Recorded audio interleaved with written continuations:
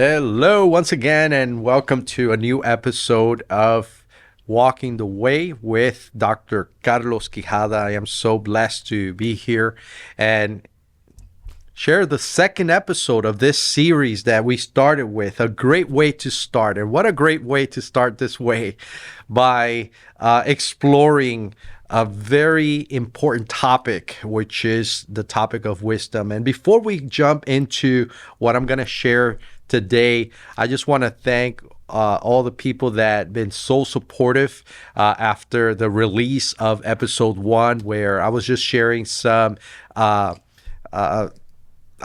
thoughts on what our vision, the purpose of this podcast is, and all that. So thank you so much. And if you're a new listener or viewer, I just want to encourage you to follow this podcast and share it with your loved ones. And like I said last time, I'm here to share some thoughts and principles on life and what the Bible says and how we can apply them to our daily living. And this is for anybody. And of course, if anybody wants to connect with me with questions or any feedback, you may do that as well by following us on Facebook. Right now, we have our ministry's Facebook page, which is The Way Ministries, located in the city of San Antonio.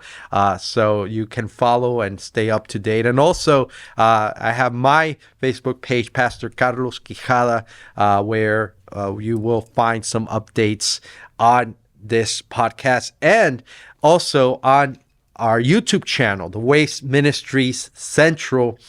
You can also watch all of the previous episodes as well as other teachings that I impart at the church and different other settings. So once again, thank you so much for tuning in. And today I am going to continue on this theme about wisdom. And there's something that we see a lot today. I remember some time ago when I was finishing high school, getting ready to college, they would teach us about these different eras that humanity has gone through. There was the time of the medieval times, then the modern, and then they were talking about that now we're in the era of information, and with the coming of the internet and technology, information is so easily available to us with just a click of a button. And now with the uprise of artificial intelligence, people can access so much information so much easier than it was years ago. And we're in this era of information, and I want to talk about information versus wisdom, because there's a big difference here. Information focuses on the what, while wisdom focuses on the how, when, where, and why.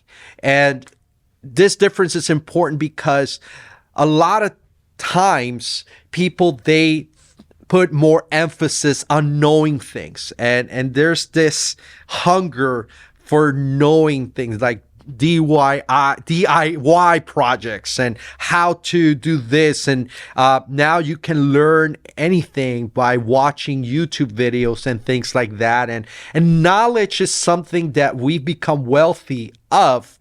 But the question is that knowledge, that amount of knowledge, truly making us wiser or not? I want to share some notes here on the modern dilemma.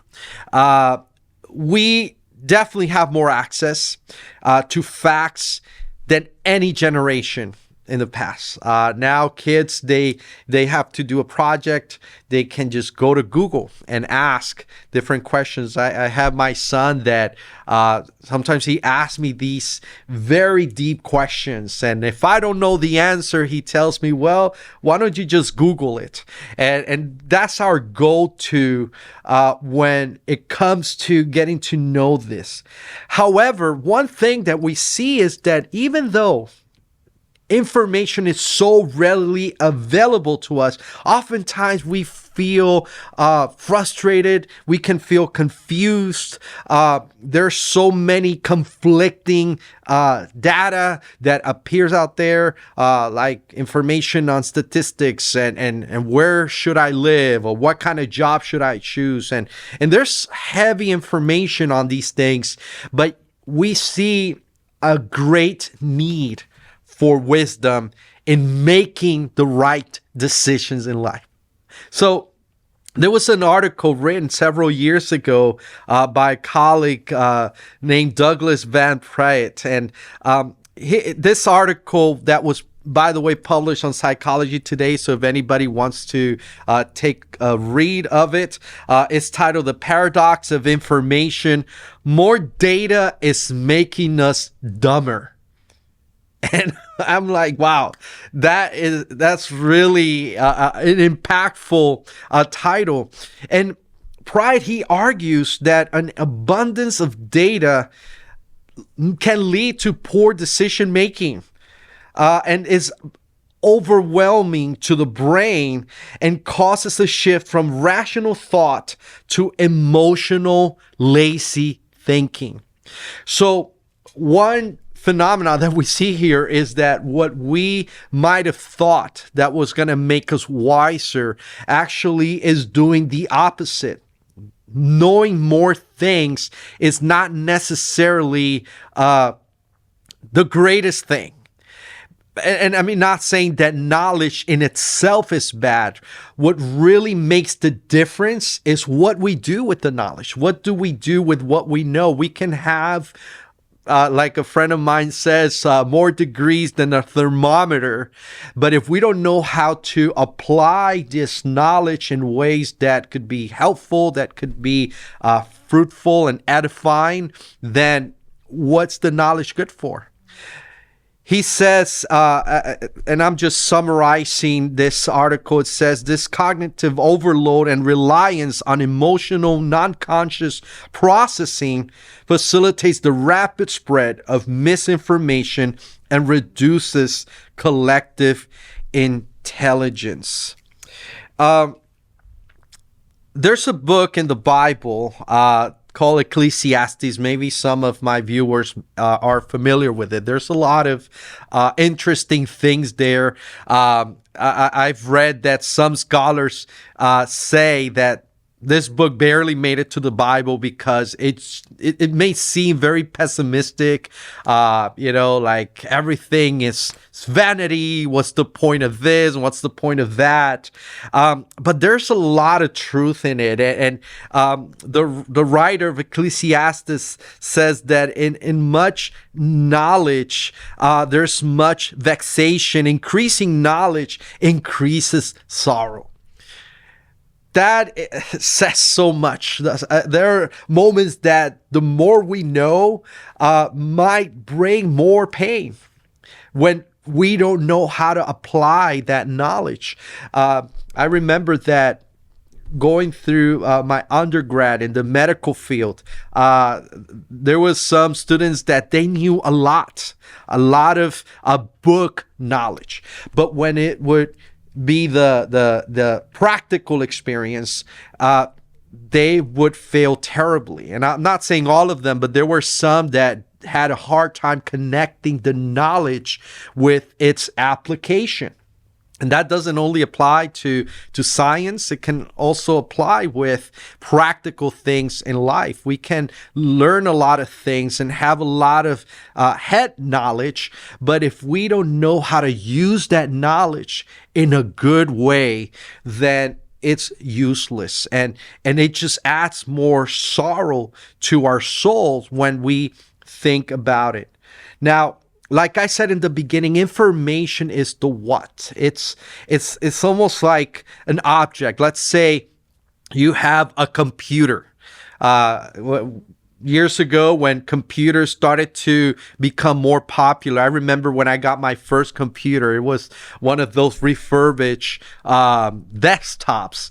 And me not knowing a lot how to use them, all I could do was play solitaire and play a few games, and my use of a computer was so limited. So even though I had an item that deep inside I knew that it could be very useful, but not knowing how to use it, it just turned it into something useless. And with time, of course, I learned how to use it, able to connect to internet and things like that. And I can imagine some people from my generation and previous generations could relate to that.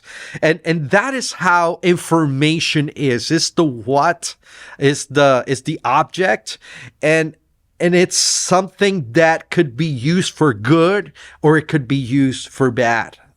Sometimes you can have a piece of information and use it to cause harm to other people. We see that all the time. Some people that, and sometimes in movies we see the evil person that is this crazy scientist, and by having the recipe to that potion or that technology that is going to take over the world, this person tries to bring destruction and do all kinds of harm. But then comes the good guys that in their hands they can do a lot of positive change. So I know it's kind of dramatic and extreme, but it's so true. Like, the information that we have can be used for good or bad. Now, wisdom, in the other hand, is a profound ability to use knowledge, experience, and understanding and insight to make sound judgments, discernment of the right course of action, and navigate life's complexities with good sense, empathy, and ethical consideration, often involving a deep grasp of human nature and long-term consequences. And so it goes beyond intelligence, and it helps you and I apply learning practically and meaningfully. So I know it's a mouthful, but it shows us how deeply wisdom goes when we know how to apply it. And one thing I mentioned in the last episode is that one thing we read in the Bible is that the fear of the Lord is the beginning of wisdom. So having a right relationship with the one who created you is going to cause an impact on how you use your knowledge. You and I, we can know a lot of things, but if we don't have a right relationship with the one who designed us, the one that is the source of knowledge and wisdom, then we are limiting ourselves from reaching that potential. I'm fascinated by the abilities that we as human beings have attained, all the discoveries that have been made through history, all the things that we've been able to build. Some of the things have been beneficial, some have been harmful, but yet it's undeniable that humans, among all the species in the world, are special and have abilities to do things. But another ability that we have, the Bible teaches us that we were created in the image of God. So we can reflect, we see a rainbow. We not only get to see the colors and identify it, but it can produce an deep emotional reflection on the greatness of the universe and many other things, even the sound of rains or the sound of the birds. We have this ability to appreciate these things and be able to make music and even write poems and things like that. Those are abilities that we as humans share with one another, and that no other species on earth is able to appreciate. And yes, of course, birds can sing songs and all that, but birds, they act out of instincts, same as other animals and other species. But humans have the ability of acquiring wisdom.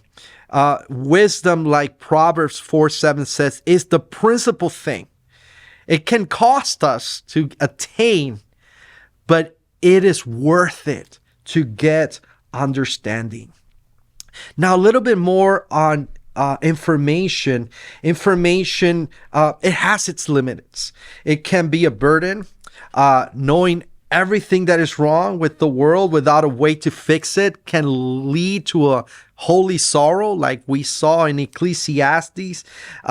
Another limitation of information is that it can puffs us up when we just have knowledge without love or application can lead to pride. Another limitation is that information is not transformation. You can memorize a map without ever taking the journey. And that's so huge. You can have all the knowledge on how to get from point A to point B, but until you don't get on that car or that vehicle, that motorcycle, and you hit the road and go there, you will not experience that destination. So knowledge is about, okay, I know the path, I know I have the knowledge, but wisdom is about walking the way. It's about the journey. Some thoughts about wisdom from a biblical perspective. The Hebrew word for wisdom is chokhmah, which means applied skill or craftsmanship for living well. So when we think about this, wisdom, it's about your health. Wisdom is about your relationships. Wisdom is about managing the resources that you have, managing your time in a way that is good and that is going to help you grow. Wisdom requires a foundation. It begins with the fear of the Lord. It's a humble reverence that positions us to receive from God. One of the limits of when people, they get to a place where they feel that they know a lot, that they are those like know-it-all, is that your growth stops. But when you have the humility to be like, you know what, I can still learn, I can still experience, I can still reflect on my own biases, on my own limitations as a human being, that is wisdom. And that's how growth happens. We need to maintain a level of humility in order for us to keep on growing. So that's very important when it comes to having wisdom. Wisdom is embodied.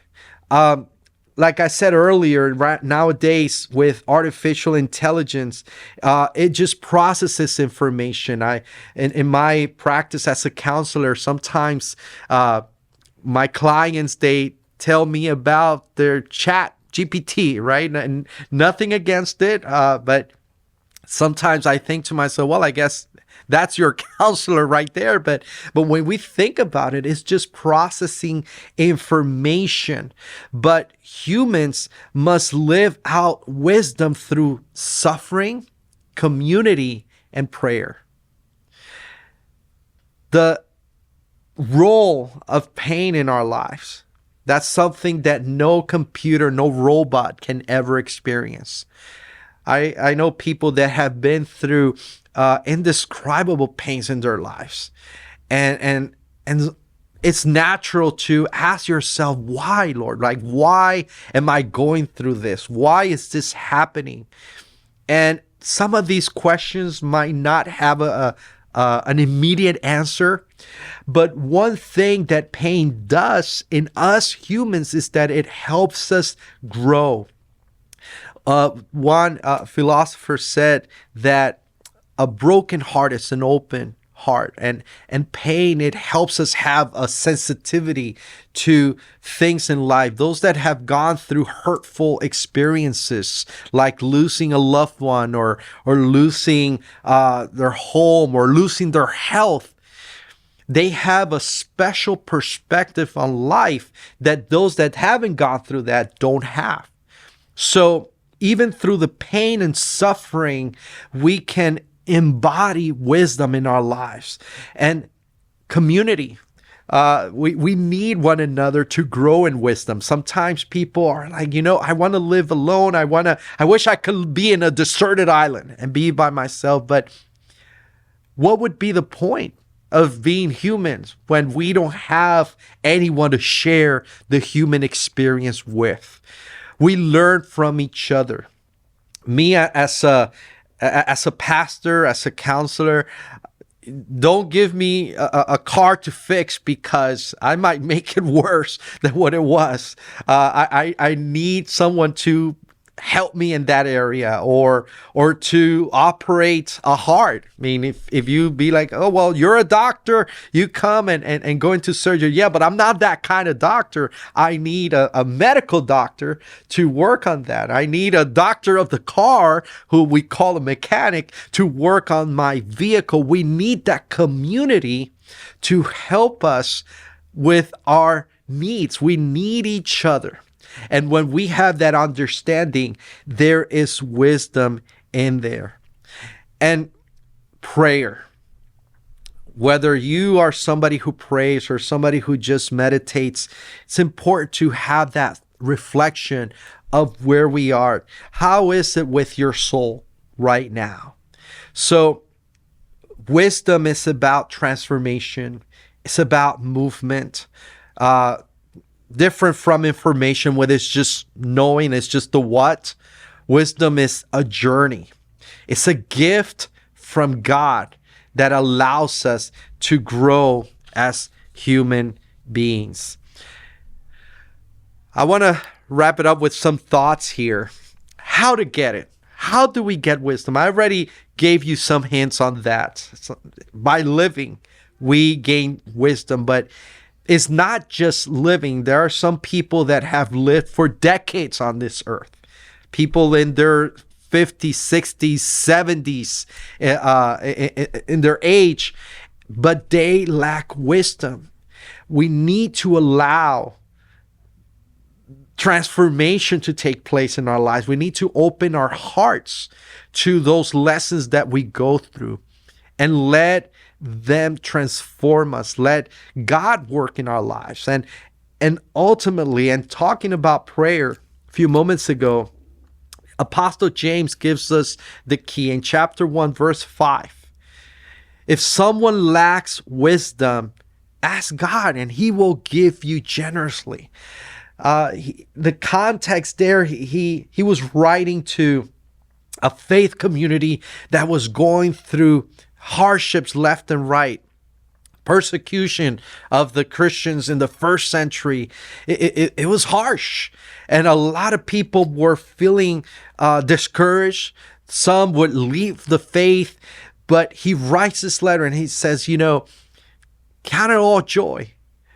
Just ask God for wisdom when you're going through suffering, when you're going through the pain. Ask him to help you see things from a different angle. Let me tell you that the angle that you see things right now, that's not the only one. There are times that we need to zoom out and broaden our perspective about things that are going on around us. And the ultimate goal is that we're going to reach those treasures of wisdom and knowledge through Jesus Christ, in whom these treasures are found, like it says in Colossians chapter 2, verse 3. So I just want to invite you to jump in this journey. There is so much out there. And join me in this pursuit of not knowledge, but wisdom of what lies ahead of us, on how to make decisions in your life. So thank you so much for tuning in. I pray that this message has been edifying to you, and stay tuned for the next episode of this series, A Great Way to Start, where we'll continue diving deeper into the topic of wisdom. So may the Lord bless you, may the Lord keep you, and may all your path be made straight by the Lord. God bless.